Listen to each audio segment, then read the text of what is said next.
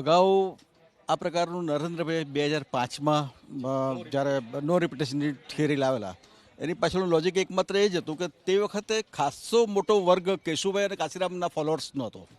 નરેન્દ્રભાઈ ફૂલ fledged authority લઈને આવ્યા હતા એટલે પોતાનો નવો સેટઅપ ગોઠવે પાર્ટીમાં જ ઇન પાર્ટી પોતાનો નવો સેટઅપ ગોઠવે.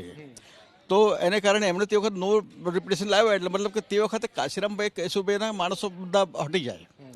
એ જ કોન્સેપ્ટ તમે સ્વરૂપ કોઈ પણ આપો, તમે વાત કોઈ પણ કરો, પણ કોન્સેપ્ટ એ જ કે હવે CR પાટીલ જે આવ્યા છે તો એણે પોતાનો નવો સેટઅપ ગોઠવવાનો હોય, પોતાના માણસોને મૂકવાનો તો એ ધારેલું કામ લઈ શકે, કરી શકે. એટલે તો એ જ એને માટે આ નવા એ માપદંડ આવ્યા કે ભાઈ 60 વર્ષ અને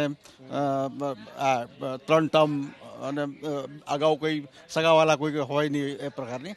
એટલે આવું સામાન્ય બાબત છે. કોઈ પણ નવો પ્રમુખ આવે ફ્રી હેન્ડ લઈને આવતા હોય તો એનો પોતાની પણ પાર્ટીને નુકસાન કરી શકે જેને ટિકિટ જોઈતી હોય. પર્ટિક્યુલર ભાજપની વાત કરીએ તો ભાજપમાં એવો કોઈ સક્ષમ નેતા રહ્યો નથી કે જે બળવો કરે ને આવા કઠોર નિર્ણયની સામે એ કરે. કેશુભાઈ જુદા હતા કે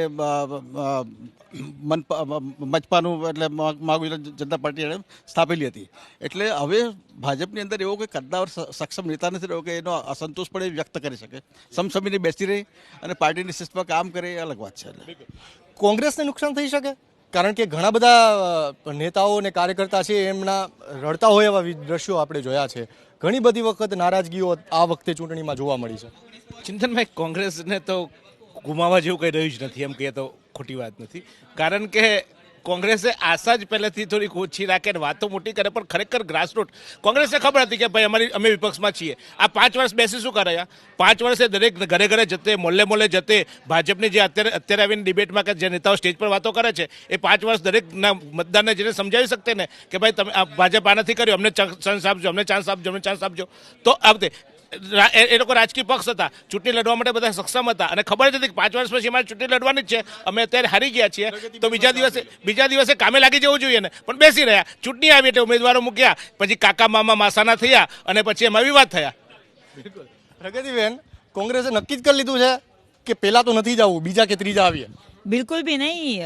કોંગ્રેસ પાર્ટી જ્યારે જેવું ઇલેક્શન પતે એવા અમે અમારા કામે લાગી જ જતા હોય છે, લોકો માટે થઈને લાગી જતા હોય, લોકો સાથે જતા હોય છે. એટલે એ વસ્તુ સાથે હું જીતુભાઈ સાથે એટલા માટે સહેમત નથી કેમ કે ઇલેક્શન આવે છે ત્યારે અમારામાં કોઈ કાકા બાપાના ભાઈઓને કે છોકરાઓને કોઈને ટિકિટ આપવામાં નથી આવી. અમે તો કોંગ્રેસના જે સાચા કાર્યકર્તાઓ છે એમને ટિકિટ આપવામાં આવી. આમાં ક્યાં એમાં ભાઈ ભત્રીજાવાદ નહીં એવું તો કીધું છે. એ તો આ વખતે એટલા માટે દર વખતે તમને મીડિયામાં પણ તમે જુઓ ને ચિંતનભાઈ તો કોંગ્રેસનો કકડાટ દેખાતો હોય, પણ ભાજપમાં જે આ વખતે ભડકો થયો છે ને એ દેખાયો નથી, પણ એ રિઝલ્ટ આવશે ત્યારે એ ભડકો ચોક્કસપણે દેખાશે એ હું ચોક્કસ માનું છું. બાકી કોંગ્રેસમાં તો લોકો માટે, લોકો થકી બનતી પાર્ટી અમે માનીએ છીએ. એટલા માટે કોંગ્રેસ પાર્ટી અમે આજે પણ ભારતીય જનતા પાર્ટીને કોંગ્રેસની વિરુદ્ધમાં ભડકો થયો છે અમે દેખાડ્યું પણ છે. રાધનપુરની અંદર તમે જેમને સ્ટાર પ્રચારક બનાવ્યા છે અલ્પેશભાઈ ઠાકોર, એના ગઢમાં કાર્યકર્તા નેતાઓ નારાજ થઈને કોંગ્રેસમાં જોડાઈ ગયા. 9050 ઉમેદવાર અમે આપ્યા, એમાં એક પણ ભાઈ ભતીજાવાદ નહીં, કોઈ જિલ્લા પ્રમુખ બી નહીં, કોઈ પાર્ટીનો સાંસદ, MLA, મંત્રીના છોકરા, બેન, ભાઈ, ભત્રીજો, શાળાનો છોકરો છોકરી એવું કશું જ નહીં. એમ તો આ કેટલો મોટો નિર્ણય છે. બરાબર 60 વર્ષથી ઉપર છે તો લોકલ બોડીની ચૂંટણીમાં એક યુવાન નેતૃત્વને અંદર મૂકીએ તો સંગઠનમાંથી એક્ઝિક્યુટિવ અનુભવ અમને આવે અને 10-15 વર્ષે તૈયાર થઈ અને પાર્ટીને એક પ્રમાણિક અને કહેવાય ને કે લોકો ઓળખતો એવો ચહેરો તૈયાર થાય. તો આ એક દૂરંદેશીવાળી થિંકિંગ એ શું આ લોકતંત્રને બચાવવા દરેક પાર્ટીએ ના કરવી જોઈએ? ભારતીય જનતા પાર્ટી એની જવાબદારી સવાલ હતો જ નહીં. ભારતીય જનતા પાર્ટી એ કરે છે. તો આ મુદ્દો આટલો જ છે. બાકી તમે જે મુદ્દો ઉઠાવો છો એ મુદ્દાની અંદર બહુ લાંબુ કંઈ અમારા તરફથી બીજું કહેવાનું નથી. ભારતીય જનતા પાર્ટી પોતાના વિષય સાથે, પોતાના મુદ્દા સાથે હંમેશા લડે છે. જીતુભાઈ સ્ટાર પ્રચારકની યાદીમાં કેમ નથી? જો સમજો, દર વખતે સંગઠનની અંદર જે જીતુભાઈ ને પણ આ વસ્તુની ફરિયાદ નહીં હોય, કારણ કે જીતુભાઈ પ્રદેશ અધ્યક્ષ હતા એટલા માટે તમે કાલ ઉઠીને કહેશો કે એની આગળના પ્રમુખ કેમ નહીં, એની આગળના પ્રમુખ કેમ નહીં, તો આનો કોઈ અંત નથી. ભારતીય જનતા પાર્ટીની હાયરાર્કી છે અને એ મુજબ જ ચાલે છે અને કોઈ કાર્યકર્તાની એની બહાર એક રિએક્શન લઈ લઉં જલ્દીથી, સમય ઓછો છે. કેટલો ફરક પડશે પડદા પાછળ, કોઈ ભૂમિકા સંક્ષિપ્તમાં? હા, અત્યાર સુધી એવું કાયમ મેં જોયેલું છે કે કોંગ્રેસને હરાવે. આ વખતે ક્યાંક મને દેખાયું છે આખા ગુજરાતમાં કે ભાજપને હરાવે છે. તમને શું લાગે છે, તમારા કોંગ્રેસના નારાજ નેતાઓ કોઈ નુકસાન કરી શકે? સાહેબને એડિશન આપ્યું, આટલા એક એડિશન આપું કે જ્યારે નરેન્દ્રભાઈ ચીફ મિનિસ્ટર થયા એ વખતે અહીંયા અનીસા બેગમ મેયર હતા અને કોંગ્રેસની સરકાર હતી. એટલે 2000 થી 2005 સુધી એક મિનિટ તમે તો પછી મને આપો નહીં, કાઇન્ડલી ડોન્ટ ગીવ, નહીં કાઇન્ડલી ડોન્ટ ગીવ. આટલા બધા બધાયના એટલા માટે એટલે જે બેઝિક મુદ્દો મારે કહેવો છે તો તમારે ના સાંભળો તો ડોન્ટ કોલ મી. આમાં કેવું છે કે એ વખતે સરઘસ લઈને નીકળ્યા માણસો, જવા દો આગા પાછા, એમણે બે જ વસ્તુ કીધી, અમદાવાદમાં બેગમ બાદશાહનું રાજ જોઈએ છે.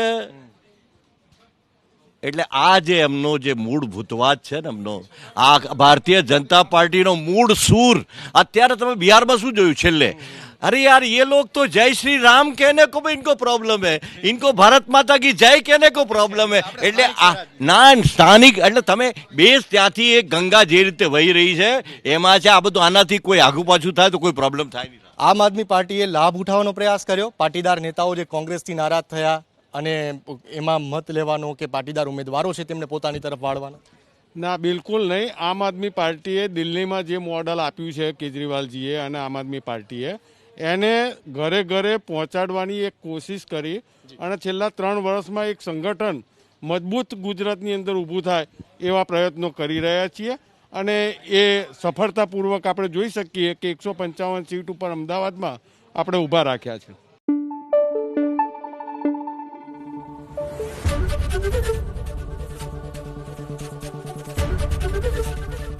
એબીપી અસ્મિતા, ગુજરાતની અસ્મિતા.